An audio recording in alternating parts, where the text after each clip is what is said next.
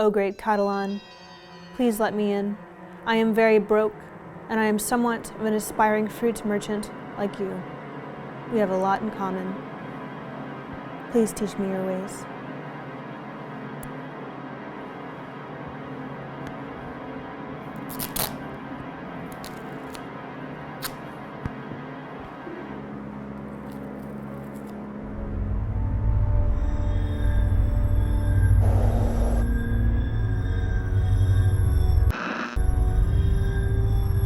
It's living.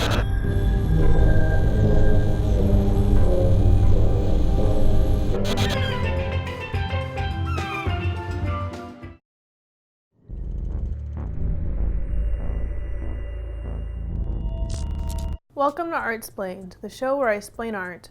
My name is Michelle, and this artwork might seem simple, trite, and delicious at first glance, but it has rocked the art world and your Auntie Susu's night terrors ever since it was revealed. Yes, I'm talking about Comedian, the duct-taped banana created by Mauricio Cattelan. In December 2019, the New York-based Peraton Gallery featured the duct-taped banana at Art Basel Miami Beach, which called forth discussions on the supposed shamelessness of conceptual art, as well as the nation's income inequality. Does this banana make you angry? Does it make you wonder if your intelligence is being insulted? Does it make you want to scarf up yellow hogs like there's no tomorrow? Believe it or not, there's a lot to unpack, or should I say, unpeel, about this potassium-rich product. So get ready, or not. The duct-taped banana, known as Comedian, took a year's worth of developing before Italian-born artist Mauricio Cattelan came to the final version. Vogue reported that every time Cattelan traveled, he brought a banana with him and hung it in his hotel room to find inspiration. He tested several models in resin, bronze, and painted bronze before deciding on using, of course, a ready-made store-bought banana. Even the angle of the tape and the shape of the fruit were carefully considered, according to gallerist Emmanuel Peraton in an interview with The Guardian. When it was revealed at the Miami Beach location of Art Basel, the work instantly became a worldwide sensation. 3 editions of Cattelan's work sold during the weekend at the art fair, 2 for $120,000 and 1 for $150,000. How can such an everyday and quick-to-rot piece sell for so much? Well, the buyers are not simply purchasing fruit and some adhesive tape, they're buying the certificate of authenticity, essentially buying the idea and the brand, not just the object. They're also buying a chore as well. According to the Washington Post, the authentication certificate has instructions to replace the banana every 10 days. Well, thanks a bunch, but you can keep the banana, you might say. But ephemera has its place in the art world. Damien Hirst's 1991 work, The Physical Impossibility of Death in the Mind of Someone Living, features a tiger shark in the formaldehyde solution and glass steel display case. The 14-footer was caught and killed by a fisherman in Australia, but due to inadequate preservation efforts, it eventually decomposed. It was later replaced with a smaller version, but not before it became a worldwide symbol of British art, according to The Telegraph. Author Don Thompson claims that the work sold for upwards of $12 million. That's not where the duct-taped banana story ends, though. In the penultimate day of the fair, New York-based performance artist David Daughtuna pulled the banana off the wall and ate it in a performance he called Hungry Artist. This criminal act of grand theft potassium occurred without permission granted from Cattelan, the Peraton Gallery, or Art Basel. Despite his heinous and improvisational feast, Daughtuna was not arrested. He later said that he did not see it as vandalism, but instead as a performance. After eating the banana, Daughtuna described Cattelan as a genius, saying, "Art is about comedy, about fun, about tragedy, about emotions."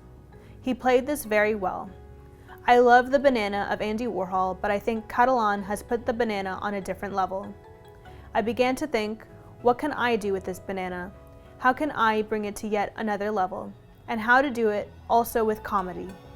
So I ate the banana. It is something deeper. Daughtuna was not without criticism, though. He disapproved of the work's price, describing it as silly and not good for our contemporary life.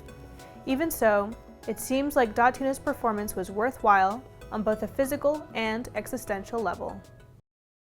It has been 71 years.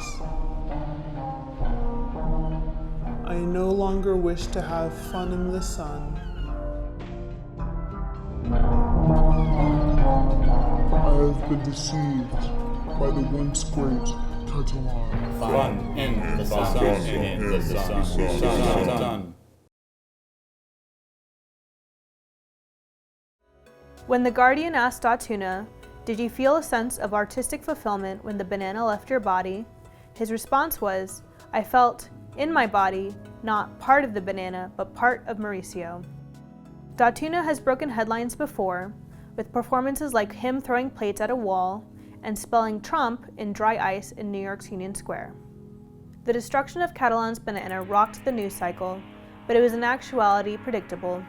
In fact, the Precedents Gallery kept an extra banana in stock in case such an issue arose. The New York Post described Datuna's performance as the first time where an artist eats the concept of another artist, but that's not true. In 1966, John Lennon notoriously picked up an apple in Yoko Ono's first London exhibition and took a bite. Another notable example is Felix González-Torres' 1990 created, untitled Portrait of Ross in LA. This is a pile of individually wrapped candies with an ideal total weight of 175 pounds. Any passerby is invited to take and eat candy from the pile. This might seem like a sweet gesture, but it has deep meaning. The weight of the work symbolizes the healthy weight of the artist's partner, Ross, before he contracted HIV.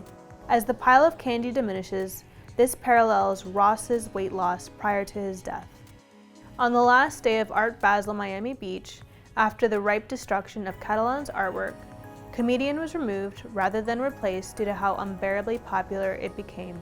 In a statement, the Precedents Gallery said, "The installation caused several uncontrollable crowd movements," while Art Basel also described the crowds as a serious health and safety risk. But was that the last we heard of Comedian? No. The yellow clown continued its reign of terror. In this case, it was due to Rod Weber, an artist and aspiring politician from Massachusetts who spray-painted "Epstein didn't kill himself" across the bare wall where the banana was previously located. Unlike Datuna, Weber was arrested on charges of criminal mischief. A Facebook video of Weber at Art Basel shows him arguing with security staff members saying, "It wasn't vandalism, it's art." He later wrote on Facebook, "Stupid can only be fought with more stupid. In a world where the idea of a banana is worth $120K, it is our moral obligation to mock, ridicule, and crank the nonsense up to $1 million. Who is this impudent hoodwink?" According to a 2015 bio published in the local blog Manchester Ink Link, Weber is a pacifist, a vegetarian, a singer-songwriter, a neo-hippie, and performance artist who's made a name for himself on the campaign trail of late as the flower guy. He's also attempted diving into an actual career in politics. Weber previously registered his candidacy in the New Hampshire presidential primary under the name Epstein Didn't Kill Himself. According to the blog Law and Crime, he was denied the opportunity to register because New Hampshire law allows nicknames on the ballot, but no slogans or anything that might associate a candidate with an issue or cause. All of this hullabaloo propelled Cattelan's Duct-Taped Banana to become a highly talked about topic.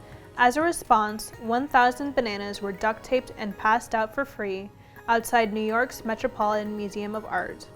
Cattelan's work has also had several recreations with a pug, pizza, Popeyes, and some random tit. If the price of this work seems too steep, there are also several independent creators selling similar works on Etsy, such as this brooch, a t-shirt, Another t-shirt. another t-shirt, Another t-shirt. and this hand-stitched recreation. The listing description reads, "Artists struggle every day, learning, going to collage, practicing, and sometimes we are not able to have a decent life. While others get paid for a banana with duct tape $120,000, we artists have to live day by day with minimum salaries, letting our art go to waste because nobody pays for real art anymore." But what is real art? That is the question that many had to wrap their minds around when it came to Comedian. That and if the artwork is worth any prestige at all. "I'll take 3 prestige, please." MSNBC's Chuck Todd argued that because of its price, the banana is a symbol of the nation's income inequality. I can't think of a better image to illustrate our income inequality gap, the banana split, if you will. If we have this much disposable income for bananas duct taped on the wall, then perhaps we do have an income inequality issue, folks. Todd makes a good political point, but I argue that his reading of the work is pretty surface level. This may possibly be the most expensive banana to have ever sold, but it is by no means the most expensive artwork, not by a long shot. This graph from Art Price's 2019 report demonstrates the extremities that the art market can veer to. A $150,000 banana? That doesn't in any way compare to a $91 million rabbit. Regardless, Todd is in no way alone in his frustration with the artwork's price. The banana garnered so much heat that it became a symbol of an activist uprising in Miami.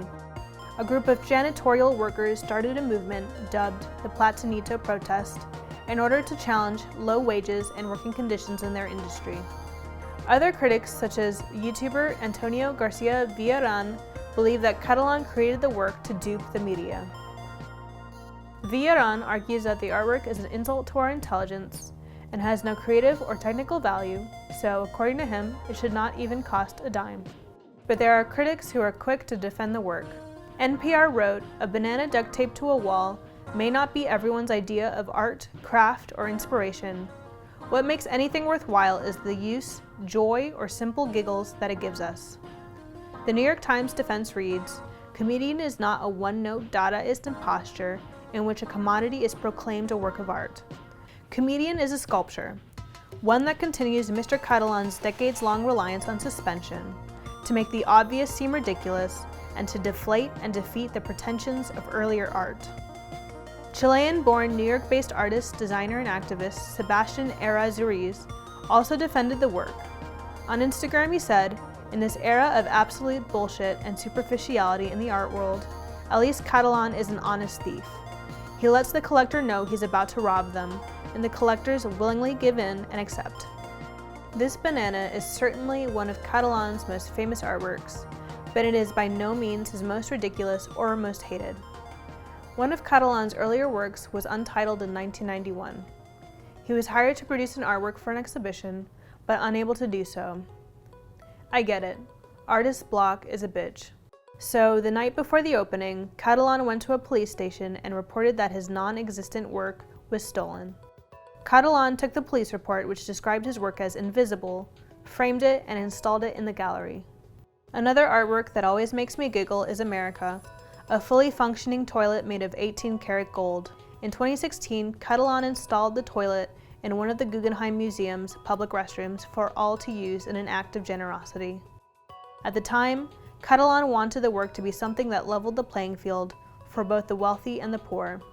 He said, "Whatever you eat, a $200 lunch or a $2 hot dog, the results are the same toilet-wise." After it was installed, more than 100,000 people waited patiently in line to either pose on the toilet or do the business. Time described it as the ultimate Instagram selfie bait, but it baited more than just influencers, but thieves as well. In September 2019, America was stolen from an exhibit at Blenheim Palace. It is still unknown who stole the John, but I gotta say, please bring my boy back. He misses his home. We need America back. One of my favorites is Daddy Daddy, which features Pinocchio drowning in a boat.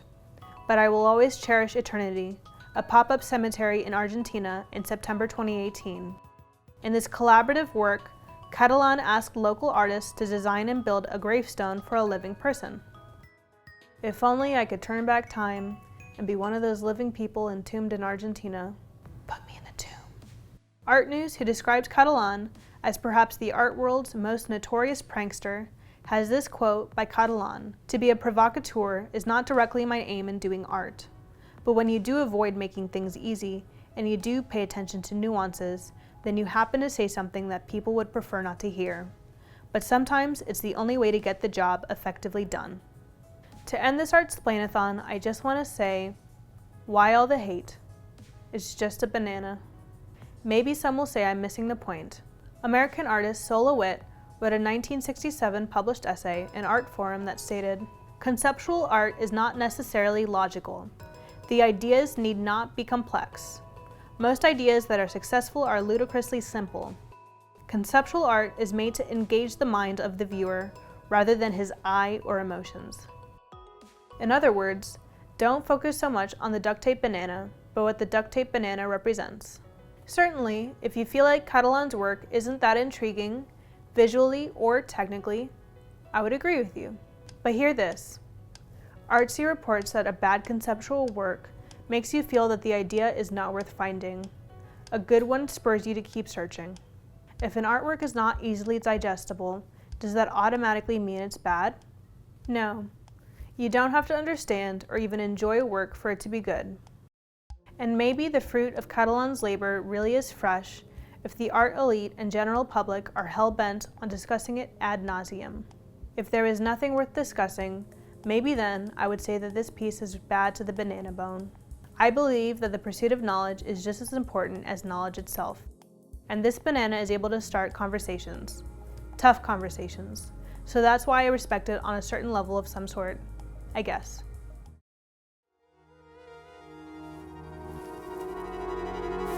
Ask and you shall receive, good friend. I don't understand. I've blessed you with what you need. Go off in the world. Create your masterpiece. No, I don't understand. Sir, please refrain from ascending.